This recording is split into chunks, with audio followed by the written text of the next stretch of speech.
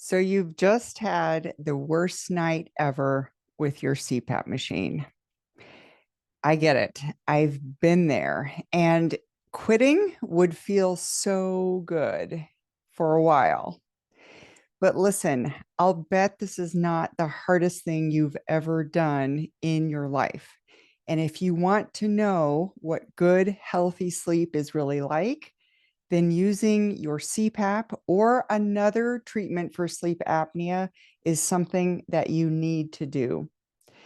If you're interested in an assessment of grit, you can find this in my blog called Don't Quit on Your Worst Day. I link to a survey done by Angela Duckworth, who wrote a whole book on grit. But in the meantime, I want to give you some things that you can do to kind of collect yourself and make a decision from a place of empowerment and not on the most sleepy day that you've had since starting your CPAP treatment.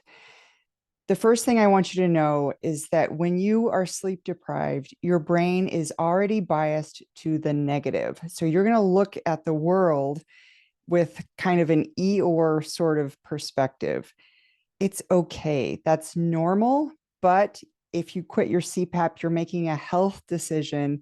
So I would ask that you step back and not make a health decision on the day when you feel a negative bias. Instead, take some time to think about your long-term health goals and why you're trying to treat your sleep apnea in the first place. Get something really tangible, like I want to protect my heart, and heart disease is the number one killer for most people in the United States. Or you may think, I want to protect my memory, and good sleep is for that too. You may also want to protect your mood. You need to have good, healthy sleep, especially REM sleep, in order to have resilience and sort of that positive perspective that everybody likes to look for. So, write down your 3 reasons for treating your sleep apnea so that your goals are on paper right in front of you. Next, I want you to think about things that would decrease the chances of replicating the worst night that you've ever had, even if it seems impractical, like you're waving a magic wand and your sleep apnea magically disappears. Write it down because it gets your brain in a problem solving mode. And if you ask your brain a question like, how can I do this better? Your brain will naturally come up with answers. Just start jotting those down to get active in your troubleshooting.